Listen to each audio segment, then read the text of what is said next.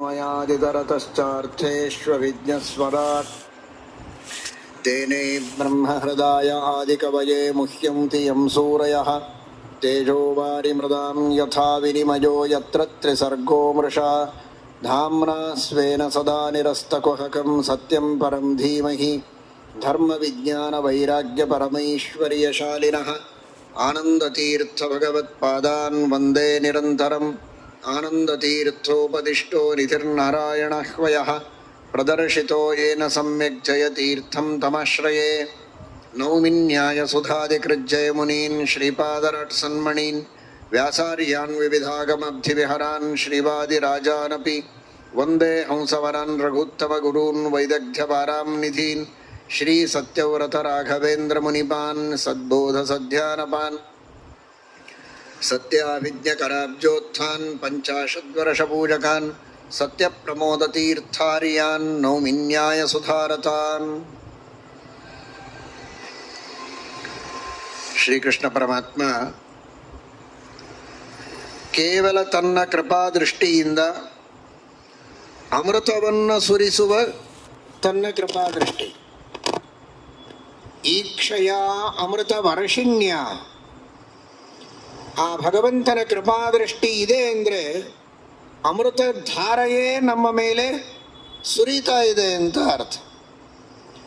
ಮನಸ್ಸಿನ ನಾನಾ ವಿಧವಾದಂತಹ ಕಲ್ಮಶಗಳು, ರೋಗಗಳು, ಕಾಮಕ್ರೋಧಾದಿ ದೋಷಗಳು, ಜೊತೆಗೆ ದೇಹದಲ್ಲಿರುವಂತಹ ನಾನಾ ವಿಧವಾದ ರೋಗಗಳು, ಇದಲ್ಲದೆ ಇನ್ನಿತರ ಎಲ್ಲ ಸಮಸ್ಯೆಗಳು, ಕೌಟುಂಬಿಕವಾದ, ಆರ್ಥಿಕವಾದ, ರಾಷ್ಟ್ರೀಯವಾದ ಎಲ್ಲ ತರಹದ ಸಮಸ್ಯೆಗಳು ಕೂಡ ಕೇವಲ ಭಗವಂತನ ಕೃಪಾದೃಷ್ಟಿಯಿಂದ ಪರಿಹಾರವಾಗುವುದಕ್ಕೆ ಸಾಧ್ಯ ಇದೆ.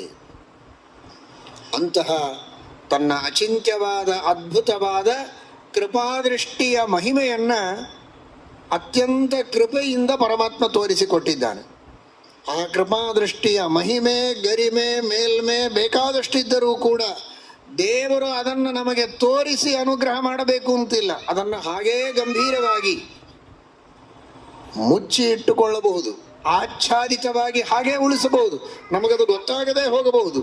ಆದರೆ ಅವ್ಯಕ್ತ ಸ್ವಭಾವನಾದ ಪರಮಾತ್ಮನು ನಮಗಾಗಿ ವ್ಯಕ್ತನಾಗಿ ತನ್ನ ಮಹಿಮೆಯನ್ನು ವ್ಯಕ್ತ ಮಾಡಿ ಆ ಮಹಿಮೆಯ ಫಲವನ್ನು ನಾವು ನಮ್ಮ ಶಕ್ತಿಗೆ ಅನುಗುಣವಾಗಿ ಪಡೆಯುವುದಕ್ಕೆ ಉತ್ಸಾಹವನ್ನು ತುಂಬಿ ಆ ದೃಷ್ಟಿಯಲ್ಲಿ ಧರ್ಮ ಮಾರ್ಗದಲ್ಲಿ ನಡೆಯುವಂತೆ ಪ್ರೇರಿಸುವ ಆ ಪರಮಾತ್ಮನ ಕೃಪೆ ಇದೆಯಲ್ಲ, ಅದು ದೊಡ್ಡದು. ಕೃಪೆಯನ್ನು ತೋರುವ ಕೃಪೆ ಅದು ಅತ್ಯದ್ಭುತವಾದದ್ದು. ಅಂತಹ ಅನುಗ್ರಹವನ್ನು ಮಾಡಿ ಗೋವುಗಳನ್ನು, ಗೋಪಾಲಕರನ್ನೆಲ್ಲ ಪರಮಾತ್ಮ ಬದುಕಿಸಿದ್ದಾನೆ. ಭಗವಂತ ಗೋವುಗಳನ್ನು ಬದುಕಿಸ್ತಾನೆ, ಗೋಪಾಲಕರನ್ನು ಎಬ್ಬಿಸ್ತಾನೆ ಅನ್ನುವುದೇ ಒಂದು ದೊಡ್ಡದಾದ ಸಂದೇಶ. ದೇವರು ನಮ್ಮನ್ನು ನಾನಾ ವಿಧವಾದ ಕಷ್ಟಗಳಿಂದ ಉದ್ಧಾರ ಮಾಡುವುದಕ್ಕೆ ಸಿದ್ಧನಾಗಿದ್ದಾನೆ. ನ ದೇವಾಃ ದಂಡಮಾದಾಯ ರಕ್ಷಂತಿ ಪಶುಪಾಲವತ್ ಯಂತು ರಕ್ಷಿತುಮಿಚ್ಛಂತಿ ಬುದ್ಧ್ಯಾ ಸಂಯೋಜಯಂತಿ ತಮ್ಮಂತ. ಯಾರನ್ನ ರಕ್ಷಣೆ ಮಾಡಬೇಕು ಅಂತ ಪರಮಾತ್ಮನಿಗೆ, ದೇವತೆಗಳಿಗೆ ಅಪೇಕ್ಷೆ ಇರುತ್ತೆ, ಅವನ ಬೆನ್ನ ಹಿಂದ ದನ ಕಾಯುವವ ಕೋಲು ಹಿಡಿದುಕೊಂಡು ದನಗಳನ್ನು ಕಾಯ್ದಂತೆ ನಮ್ಮನ್ನು ಕಾಯೋದಿಲ್ಲ. ನಮಗೆ ಉತ್ತಮವಾದ ಬುದ್ಧಿಯನ್ನು ಕೊಡ್ತಾನೆ. ಧಿಯೋ ಯೋನಃ ಪ್ರಚೋದಯ. ಏನು ದೇವರು ಅಷ್ಟು ಪ್ರೀತಿ ಮಾಡ್ತಾನೆ, ಗೋವುಗಳನ್ನು ರಕ್ಷಣೆ ಮಾಡಿದ, ಗೋಪಾಲಕರಿಗೆ ನಾನಾ ವಿಧವಾದ ಆಪತ್ತುಗಳಿಂದ ರಕ್ಷಣೆ ಮಾಡಿದ. ಯಾಕೆ ನಮ್ಮ ಬೆನ್ನು ಹತ್ತಿಲ್ಲ ದೇವರು? ಬರೀ ಗೋವುಗಳ ಬೆನ್ನು ಹತ್ತಿದ, ಗೋಪಾಲಕರ ಬೆನ್ನು ಹತ್ತಿದ, ನಮ್ಮನ್ನು ಯಾಕೆ ಇವತ್ತರ ಬಂದು ರಕ್ಷಣೆ ಮಾಡ್ತಾ ಇಲ್ಲ? ನಾವೆಲ್ಲ ದೇವರ ಭಕ್ತರೇ ಅಲ್ವಾ? ದೇವರು ಗೋಪಾಲಕರಿಗೆ ಮಾತ್ರ ರಕ್ಷಣೆ ಮಾಡುವುದಾ? ಅವರು ಮಾತ್ರ ದೇವರ ಮಕ್ಕಳೇ? ಅಲ್ಲ, ಎಲ್ಲರನ್ನೂ ದೇವರು ರಕ್ಷಣೆ ಮಾಡ್ತಾರೆ. ಹಾಗಾದರೆ ಯಾಕೆ ಮಾಡಿಲ್ಲ ಅಂತ. ಕೃಷ್ಣ ಹೇಗೆ ಪ್ರತ್ಯಕ್ಷವಾಗಿ ಕೈಯಲ್ಲಿ ಕೋಲು ತೆಗೆದುಕೊಂಡು ಪಶುಗಳ ಬೆನ್ನು ಹತ್ಯೆ ರಕ್ಷಣೆ ಮಾಡಿದ ಹಾಗೆ ಮನುಷ್ಯರ ರಕ್ಷಣೆಯನ್ನು ಮಾಡ್ತಾನೆ ಅಂತ ಶಾಸ್ತ್ರ ಹೇಳಲಿಲ್ಲ. ಎಂತು ರಕ್ಷಿತುಮಿಚ್ಛಂತಿ ಬುದ್ಧ್ಯಾ ಸಂಯೋಜಯಂತಿ ತಂ. ನಮ್ಮ ಬುದ್ಧಿಯಲ್ಲಿಯೇ ಪ್ರಚೋದನೆ ಮಾಡ್ತಾನೆ. ನೀನು ಹೀಗೆ ಮಾಡು, ಧರ್ಮ ಮಾಡು, ಪರೋಪಕಾರ ಮಾಡು, ಪ್ರದಕ್ಷಿಣೆ ಮಾಡು, ನಮಸ್ಕಾರ ಹಾಕು, ವ್ಯಾಯಾಮ ಮಾಡು, ಸೂರ್ಯ ನಮಸ್ಕಾರ ಮಾಡು, ಪ್ರಾಣಾಯಾಮ ಮಾಡು, ಯೋಗ ಸಾಧನೆ ಮಾಡು, ಧ್ಯಾನ ಮಾಡು. ನಿನ್ನ ಮನಸ್ಸಿನ ಎಲ್ಲ ಸಮಸ್ಯೆಗಳು ದೂರ ಆಗ್ತವೆ. ಉತ್ತಮವಾದ ಪ್ರಾಣಾಯಾಮ ಧ್ಯಾನಗಳನ್ನು ನೀನು ಮಾಡು, ನಿನಗೆ ಯಾವ ಸಮಸ್ಯೆಗಳು ಇರೋದಿಲ್ಲ ಅಂತ ಬುದ್ಧಿಯಲ್ಲಿ ದೇವರು ಪ್ರಚೋದನೆ ಮಾಡಿದರೆ ನೀವು ಪ್ರಾಣಾಯಾಮ ಪ್ರಾರಂಭ ಮಾಡ್ತೀರಾ, ಧ್ಯಾನವನ್ನು ಮಾಡ್ತೀರಾ, ಗಾಯತ್ರಿಯ ಜಪವನ್ನು ಮಾಡ್ತೀರಾ, ಸಮಸ್ಯೆಗಳು ದೂರ ಆಗ್ತದೆ, ರಕ್ಷಣೆ ಆಯ್ತಲ್ಲ. ರಕ್ಷಣೆ ಮಾಡಬೇಕು ಅಂತ ಬೆನ್ನು ಹಿಂದೆ ಕೃಷ್ಣ ಕಾಣಿಸಿಕೊಂಡು ಪಶುಗಳಿಗೆ ಬೆನ್ನು ಹತ್ತಿದಂತೆ ಬೆನ್ನು ಹತ್ತೋದಿಲ್ಲ. ಪರಮಾತ್ಮ ಬುದ್ಧಿಯಲ್ಲಿ ಪ್ರಚೋದನೆಯನ್ನು ಮಾಡ್ತಾನೆ. ಒಳಗೇ ಅಂತರ್ಯಾಮಿಯಾಗಿ ಯಾವಾಗಲೂ ದೇವರಿದ್ದಾನೆ, ಎಲ್ಲರ ಅಂತರ್ಯಾಮಿಯಾಗಿಯೂ ಇದ್ದಾನೆ.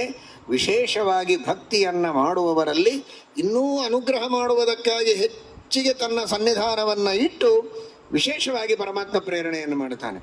ಅಂದರೆ ದೇವರು ಗೋಪಾಲಕರ ಬೆನ್ನು ಹತ್ತಿದ, ನಮ್ಮ ಬೆನ್ನು ಹತ್ತಿಲ್ಲ, ನಾವು ಎಂತಹ ದೌರ್ಭಾಗ್ಯವನ್ನು ಪಡೆದಿದ್ದೇವೆ, ನಮಗೇನು ಸೌಭಾಗ್ಯ ಇಲ್ಲ ಅಂತ ದುಃಖ ಪಡಬೇಡಿ. ಗೋಪಾಲಕರು ದೇವತೆಗಳ ಅವತಾರ, ಅವರು ಬಹಳ ದೊಡ್ಡವರು ಇರಲಿ.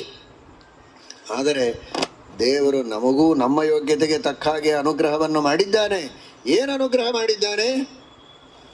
ಆ ಎಲ್ಲ ಗೋವುಗಳಿಗೆ ಹಿಂದೆ ನಿಂತು ರಕ್ಷಣೆ ಮಾಡ್ತಾ ಇದ್ದ, ಆಗೊಮ್ಮೆ ಈಗೊಮ್ಮೆ ತನ್ನ ಕೋಲಿನಿಂದ ಅವುಗಳಿಗೆ ಹೊಡಿತಾ, ಅರ್ಥಾತ್ ಮಾರ್ಗದರ್ಶನ ಮಾಡ್ತಾ ಕರೆದುಕೊಂಡು ಹೋಗ್ತಾ ಇದ್ದ. ಆದರೆ ನಮ್ಮ ಒಳಗೆ ಬಂದು ಕುಳಿತಿದ್ದಾನಲ್ಲ, ನಾವು ಭಾಗ್ಯವಂತರಲ್ವಾ. ಹಿಂದೆ ಬಂದು ಅಲ್ಲ, ಕೋಲಿನಿಂದ ಹೊಡೆದಲ್ಲ, ನಮ್ಮ ದೇಹದ ಒಳಗೆ ಪ್ರವೇಶ ಮಾಡಿದ್ದಾನೆ ಪರಮಾತ್ಮ. ನಮ್ಮ ಮನಸ್ಸಿನೊಳಗೆ ಪ್ರವೇಶ ಮಾಡಿದ್ದಾನೆ, ಒಳಗೆ ಸನ್ನಿಹಿತನಾಗಿ ಬುದ್ಧಿಯನ್ನು ಪ್ರೇರಣೆ ಮಾಡ್ತಾನೆ. ಅಂದರೆ ನಮ್ಮಂತಹ ಭಾಗ್ಯವಂತರು ಯಾರು? ಯಂತು ರಕ್ಷಿತು ಮಿಚ್ಛಂತಿ ಬುದ್ಧ್ಯಾ ಸಂಯೋಜಯಂತಿ ತಮ್ಮಂತ. ಅದು ಸರಿ, ಯಂತು ರಕ್ಷಿತು ಮಿಚ್ಛಂತಿ ಅದೇನದು? ಎಲ್ಲರೂ ದೇವರ ಮಕ್ಕಳು ಅಂದಮೇಲೆ ಎಲ್ಲರನ್ನೂ ರಕ್ಷಣೆ ಮಾಡಬೇಕಲ್ಲ. ಒಂದರ್ಥದಲ್ಲಿ ಎಲ್ಲರನ್ನೂ ರಕ್ಷಣೆ ಮಾಡೇ ಮಾಡ್ತಾನೆ. ಹುಟ್ಟಿಸಿದ ಮೇಲೆ ದೇವರು ಅವರಿಗೆ ಹೊಟ್ಟೆಗೆ ಬಟ್ಟೆಗೆ ಕೊಟ್ಟು ಶ್ವಾಸೋಚ್ಛ್ವಾಸ ಮಾಡುವಂತೆ ಮಾಡಿ ಅವರ ದೇಹದೊಳಗೆ ಮನಸ್ಸಿನೊಳಗೆ ಇದ್ದು ಬದುಕುವಂತೆ ಮಾಡ್ತಾನಲ್ಲ. ಆ ರಕ್ಷಣೆಯನ್ನು ಕಾಮನ್ ಆಗಿ ಸರ್ವಸಾಧಾರಣವಾಗಿ ಎಲ್ಲರಿಗೂ ದೇವರು ಮಾಡ್ತಾನೆ. ಆದರೆ ಎಂ ತು ರಕ್ಷಿತು ಮಿಚ್ಛಂತಿ, ತು, ಆ ತು ಅನ್ನುವ ಶಬ್ದಕ್ಕೆ ಬಹಳ ಮಹತ್ವ ಇದೆ.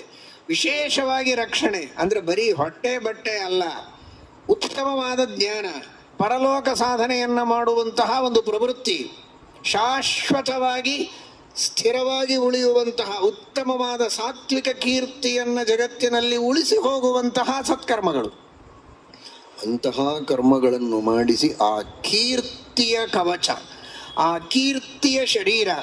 ಏಕಾಂತ ವಿಧ್ವಂಸಿಷು ಮದ್ವಿಧಾನಂ ಪಿಂಡೇಶ್ವನಾಸ್ಥಾ ಖಲು ಭೌತಿಕೇಶು. ಈ ಶರೀರಕ್ಕೆ ಏನು ಮಹತ್ವ ಇದೆ? ಇವತ್ತಿಲ್ಲ ನಾಳೆ, ಒಂದಿಲ್ಲ ಒಂದು ದಿನ ಇದು ಸಾಯೋದೆ. ಹಾಗಾದರೆ ಯಾವ ಶರೀರ ಇದು ಶಾಶ್ವತ? ಅದು ಯಶಶರೀರೇ ಭವಮೇ ದಯಾಲುಹು. ಅದು ಯಶಶರೀರ, ಅದು ಕೀರ್ತಿ ಶರೀರ. ಅಂತಹ ಶರೀರ ಉಳಿಯುವಂತೆ ರಕ್ಷಣೆ ಮಾಡುವುದಿದೆ ಅಲ್ಲ, ಅದು ತು ರಕ್ಷಿತು ಮಿಚ್ಛಂತಿ, ಎಂತು ರಕ್ಷಿತು ಮಿಚ್ಛಂತಿ.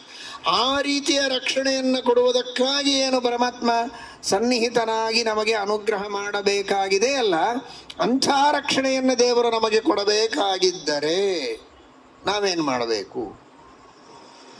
ತು ರಕ್ಷಿತುಂ ಅಂತ ಈಗ ಕಂಡಿದ್ದೀರಿ. ಈಗ ತು ರಕ್ಷಿತುಂ ಆಗಬೇಕಾದರೆ ತು ಎಂ ಎಂತು, ನೀವು ತು ಆಗಬೇಕು. ಏನು ತೂತು ಅಂತ ಇದ್ದಾರೆ, ಯಾರಿಗೆ ತೂತು ಅಂತಾರೇನು ಅಂತ ತಿಳ್ಕೊಬೇಡ್ರಿ. ತು ಎಂಬ ಶಬ್ದಕ್ಕೆ ಸಂಸ್ಕೃತದಲ್ಲಿ ವಿಶೇಷ, ಸ್ಪೆಷಲ್ ಅಂತ ಅರ್ಥ ಇದೆ. ಹೀಗಾಗಿ ತು ರಕ್ಷಿತುಂ, ವಿಶೇಷವಾಗಿ ದೇವರ ರಕ್ಷಣೆ ಮಾಡಬೇಕು. ಉತ್ತಮವಾದ ಕೀರ್ತಿ, ಉತ್ತಮವಾದ ಮೋಕ್ಷ ಸಾಧನೆ, ಜ್ಞಾನ ಸಾಧನೆ, ಭಗವತ್ ಪ್ರೀತಿ ಸಾಧನೆ ಆಗುವಂತೆ ಮಾಡಬೇಕು. ಅಂತಹ ಆದರ್ಶ ಜೀವನವನ್ನು ಬಾಳುವಂತೆ ದೇವರು ಅನುಗ್ರಹ ಮಾಡಬೇಕು ಅಂತಾದರೆ ನಾವೇನಾಗಬೇಕು? ಎಂತೂ ನಾವು ವಿಶೇಷ ಇದ್ದರೆ ದೇವರು ವಿಶೇಷ ರಕ್ಷಣೆ ಮಾಡ್ತಾನೆ. ಏನು ನಮ್ಮಲ್ಲಿ ವಿಶೇಷ ಇರಬೇಕು ಅಂತ ಅದನ್ನು ತೋರಿಸುವುದಕ್ಕಾಗಿಯೇ ಕೃಷ್ಣಾವತಾರದಲ್ಲಿ ಶ್ರೀಕೃಷ್ಣ ಪರಮಾತ್ಮ ಗೋವುಗಳ ರಕ್ಷಣೆ ಮಾಡಿದ್ದು, ಗೋಪಾಲಕರ ರಕ್ಷಣೆ ಮಾಡಿದ್ದು. ಎರಡರಲ್ಲಿ ಒಂದ ಗೋವುಗಳಾಗಿ, ಇಲ್ಲ ಗೋಪಾಲಕರ. ಏನು ಗೋವುಗಳಾಗಿ ಅಂದರೆ ಎರಡು ಕೈ ಮುಂದಿಟ್ಕೊಂಡು ಎರಡು ಕಾಲು ಅಂಬೆಗಾಲು ಹಾಕ್ತಾ ಹೀಗೆ ನಡೆದು ಮುಖಕ್ಕೊಂದು ಆಕಳಿನ ಚಿತ್ರ ಬೇರೆ ಬೇರೆ ಮೆರವಣಿಗೆಯಲ್ಲಿ ವೇಷಕ್ಕೆ ಹಾಕಿರ್ತಾರಲ್ಲ, ಹಾಗೆ ಮಾಡಬೇಕಾ? ಹಾಗೆ ಮಾಡಿದರೆ ಕೃಷ್ಣ ರಕ್ಷಣೆ ಮಾಡ್ತಾನ? ಮೊನ್ನೆನೇ ಕೇಳಿದ್ದೀರಿ, ಆಕಳಿನ ವೇಷ, ವತ್ಸದ ವೇಷ ಹಾಕಿದರೆ ದೇವರು ಅದಕ್ಕೆ ಮೋಸ ಹೋಗುವವನಲ್ಲ. ನಿಜವಾದ ಆಕಳಾಗಿದ್ರೆ ಮಾತ್ರ ರಕ್ಷಣೆ ಮಾಡ್ತಾನೆ ಅಂತ. ಹಾಗಾದ್ರೆ ಏನ್ ಮಾಡಬೇಕು ಅಂದ್ರೆ ಆಕಳಿನ ಸ್ವಭಾವ ನಮ್ಮಲ್ಲಿ ಬರಬೇಕು. ತಾನು ಕಷ್ಟಪಟ್ಟು ಬೇರೆ ಬೇರೆ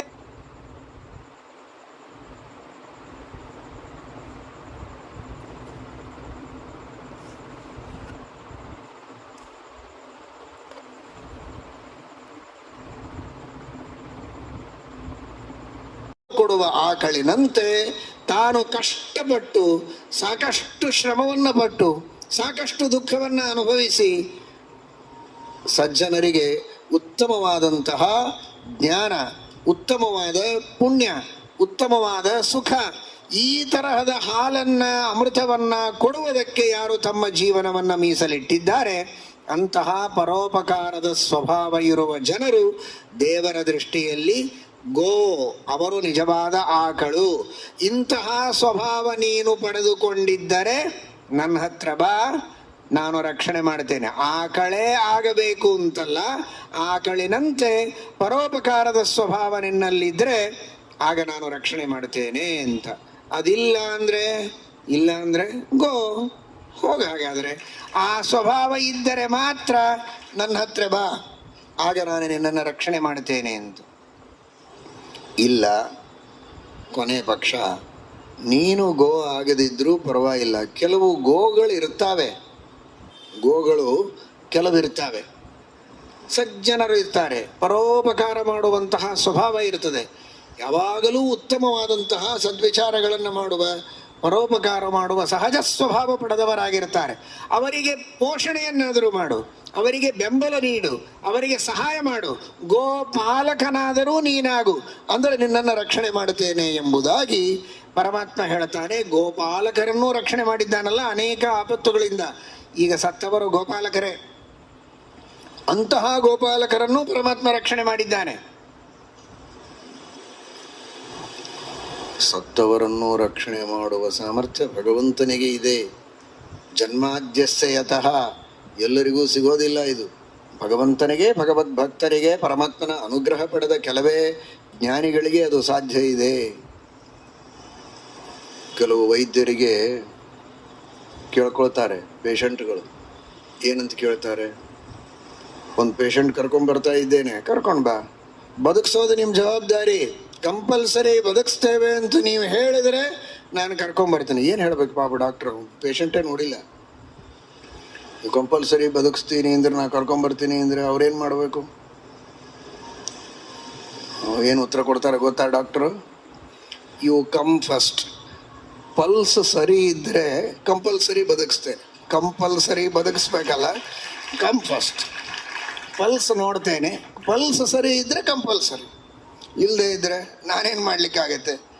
ಆದರೆ ಈ ಉತ್ತರ ದೇವರಿಗೆ ನೀವು ಫೋನ್ ಮಾಡಿದರೆ ಬರೋದಿಲ್ಲ.